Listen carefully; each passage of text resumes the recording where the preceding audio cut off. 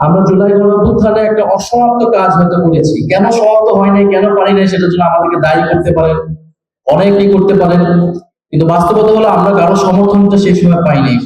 5ই August আপনারা জানেন যে আমাদের দেশের ফ্যাসিবাদ বিরোধী রাজনৈতিক দলগুলো যাদের সাথে আন্দোলনে বা যারা এখন কৃতিত্ব এবং কর্তৃত্ব দাবি করে জুলাই বিপ্লবে, তারা কিন্তু সবার প্রথমে ক্যান্টনমেন্ট চলে গিয়েছিল।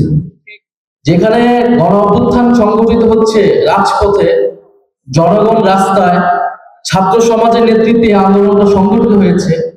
এই গণ অভ্যুত্থানের বাংলাদেশ ইতিহাসে অন্য গণ অভ্যুত্থান থেকে পার্থক্যটা এটাই, যেখানে বৈষম্য বিরোধী ছাত্র আন্দোলন একটা কমন প্ল্যাটফর্ম সামনে, এটা কোনো সর্বদলীয় ছাত্র নেতৃত্বে হয় নাই, এটার সামনে কোনো রাজনৈতিক নেতৃত্ব ছিল না, রাজনৈতিক দলের নেতৃত্ব ছিল বৈষম্য বিরোধী ছাত্র আন্দোলন বা সাধারণ মানুষ। রাজনৈতিক দলগুলো চলে গেল ক্যান্টনমেন্টে, যেন ক্ষমতার ক্যান্টনমেন্টে। তো তারা প্রথমে ঠিক করে নিল ক্ষমতার ভরকেন্দ্র ক্যান্টনমেন্ট। তো তখনই আমাদের হাত থেকে অনেক কিছু হাতছাড়া হয়ে গিয়েছে, এবং যেহেতু আমরা সংগঠিত ছিলাম না, ফলে এই ক্যান্টনমেন্ট থেকে ক্ষমতার ভরকেন্দ্র বঙ্গভবন পর্যন্ত আনা লেগেছে। আমাদেরকে কিন্তু ক্যান্টনমেন্টে বহুবার ডেকেছে, 5 থেকে 8 তারিখ এই সময়টা আমরা যাইনি যে আমরা ক্যান্টনমেন্ট যাবো, অ্যাটলিস্ট বঙ্গভবন পর্যন্ত এসে রফা দফা হয়েছে।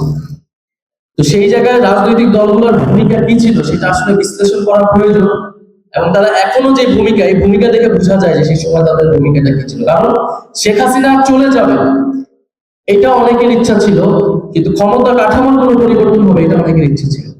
এবং এখন থেকে আমরা এটাও বুঝতেছি যে শেখ হাসিনা ক্ষমতা থেকে চলে যাবে, কিন্তু দেশ থেকে চলে যাবে এটাও অনেকের ইচ্ছা ছিল না।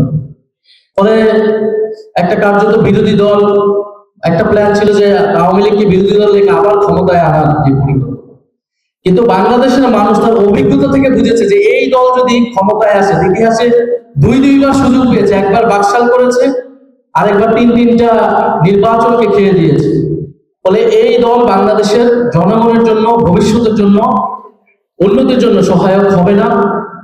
ফলে শেখ হাসিনা যে চলে গিয়েছে এটা তার নিজের কৃতকর্মের জন্যই তাকে পরিণতি লাভ করতে হয়েছে।